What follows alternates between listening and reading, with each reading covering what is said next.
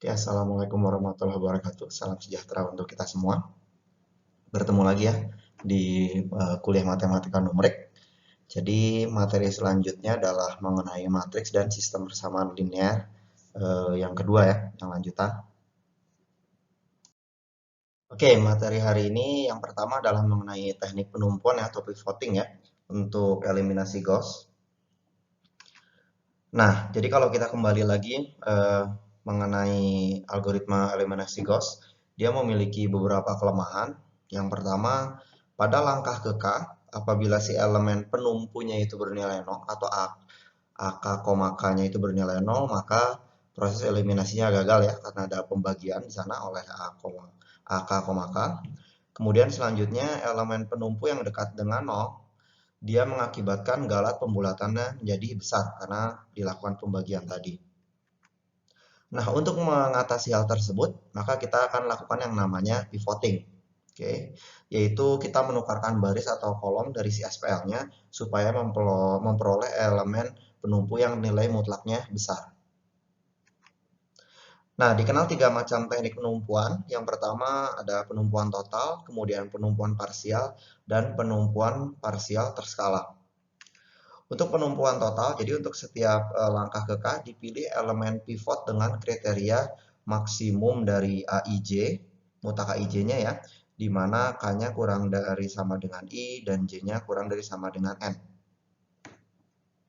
N-nya di sini ukuran matriksnya ya. Nah, selanjutnya penumpuan parsial terskala. Ya, jadi sebetulnya dia mirip dengan yang parsial biasa. Cuman pada setiap langkah ke K dipilih elemen pivot dengan kriteria AIK dibagi AK, K dalam mutlak maksimum di mana eh, si K dan I-nya memenuhi ini ya, kurang dari N.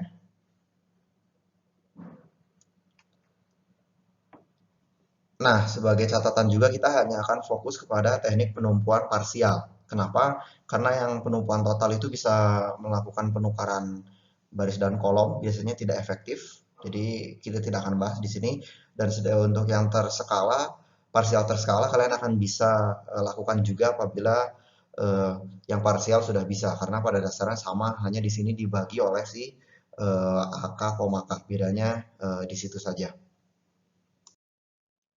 Oke, jadi teknik penumpuan parsial itu adalah untuk di setiap langkah ke K, kita akan memilih elemen penumpu dengan kriteria ini ya, yaitu maksimum absolut dari AIK-nya, di mana K-nya kurang sama dengan I dan I-nya kurang dari sama dengan N. Setelah kita dapatkan si nilai maksimumnya, eh, kita akan tukarkan baris agar elemen tersebut berada pada posisi elemen penumpu. Baru dilakukan proses eliminasi dan selanjutnya bisa dilakukan penyulian mundur. Jadi misalnya kita punya kasus di sini ya, sebuah SPL. Jadi SPL 4 variabel, kalian punya matriks 4 kali 4 dengan ini vektor B ya, yang paling kanan yang n plus 1 atau kolom kelima.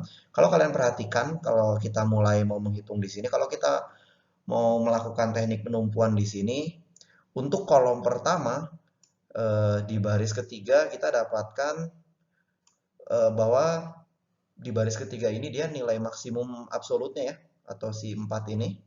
Maka dari itu, karena di baris ketiga ini nilai maksimum, kita akan melakukan penukaran baris antara baris 1 dan baris 3. Maka kita akan dapat ini ya. Jadi ini beres dilakukan pivoting, penukaran baris.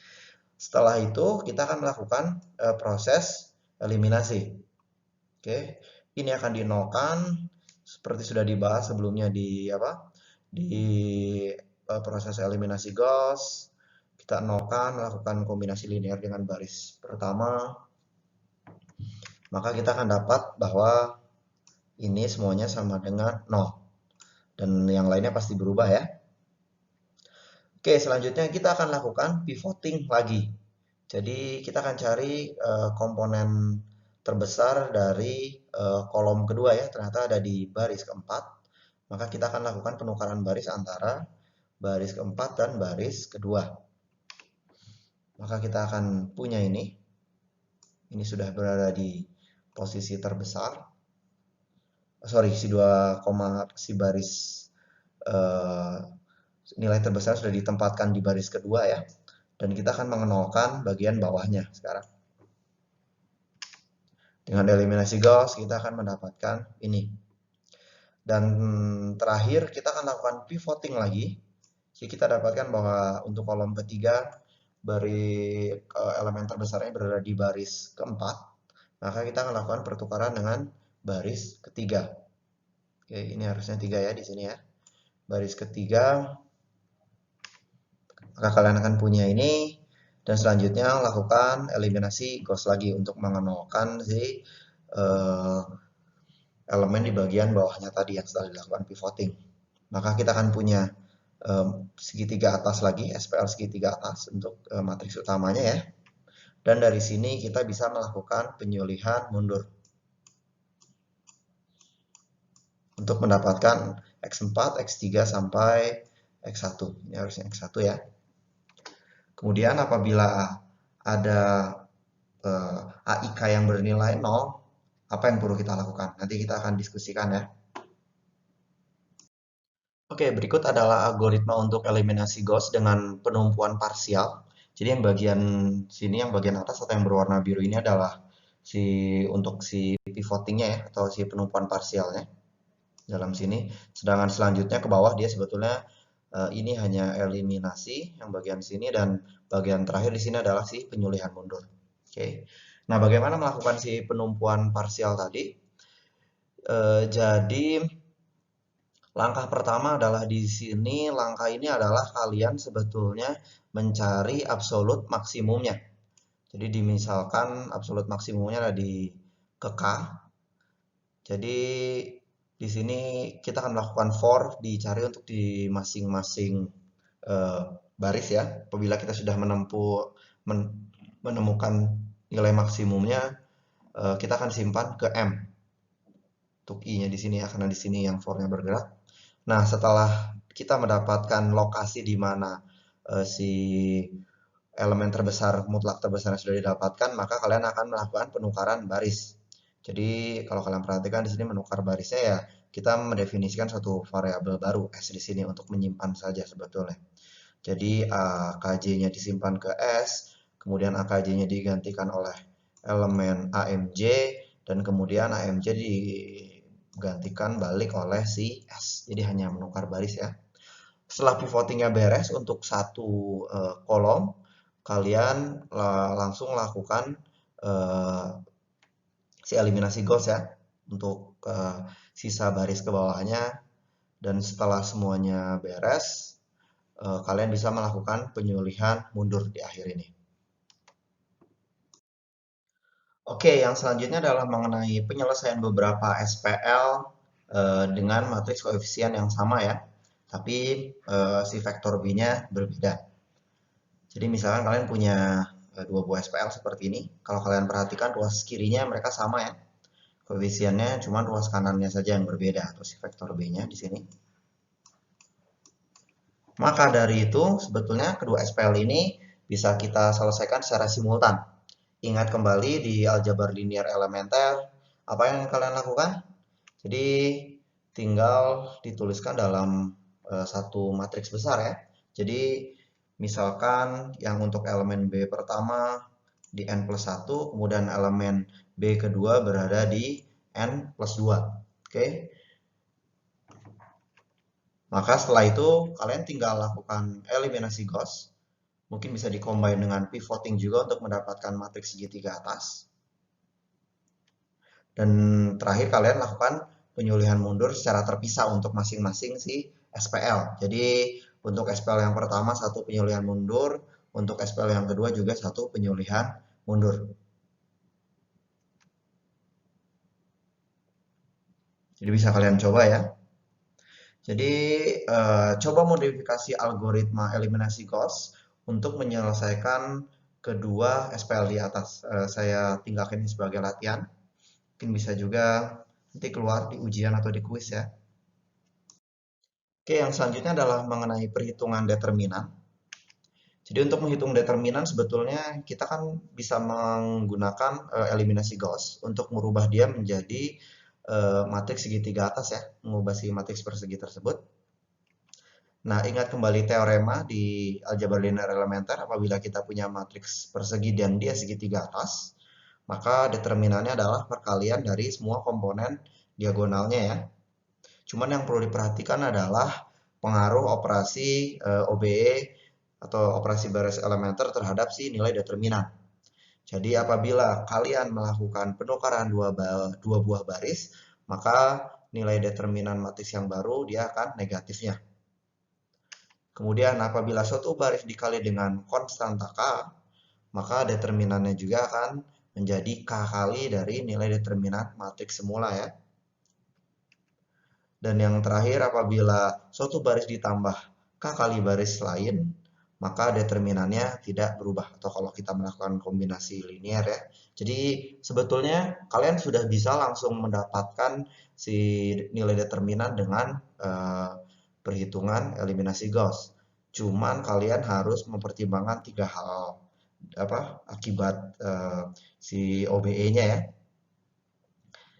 Jadi ini bisa kalian coba sebagai latihan, misalkan kalian punya matriks ini, terus kemudian dihitung si determinannya ya. Ini bisa juga melakukan penumpuan parsial ya, apabila ada untuk memudahkan perhitungan. Dan untuk algoritmanya silahkan disusun ya, in case nanti keluar di kuis atau ujian.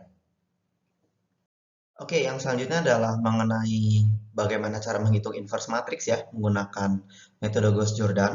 Ingat kembali di aljabar linear elementer, ini sebetulnya banyak review ya.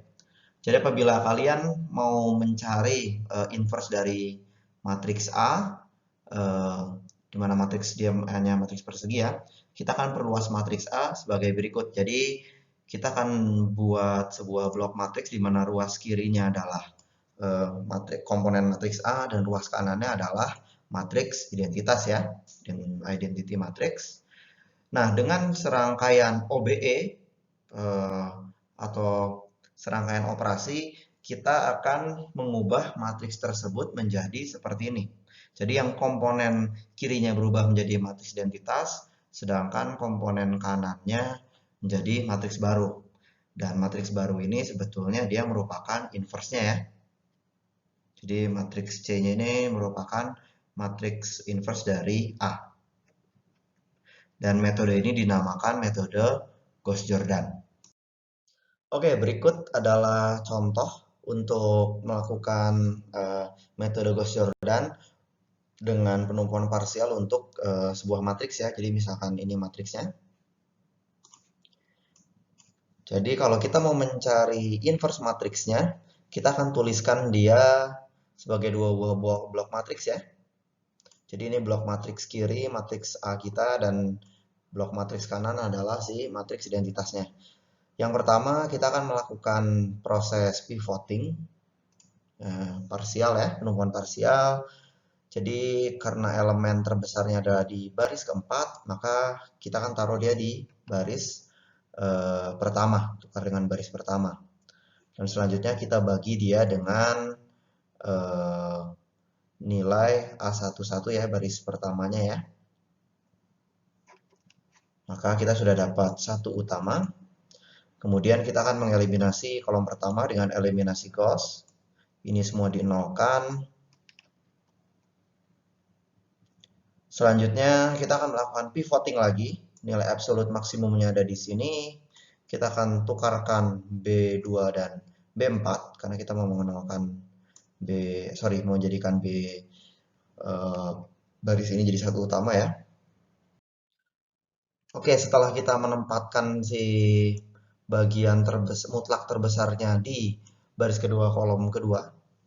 Jadi setelah itu kita bagi dengan nilainya ya, supaya dia jadi satu. Setelah kita jadi satu, kita mendapatkan satu utamanya.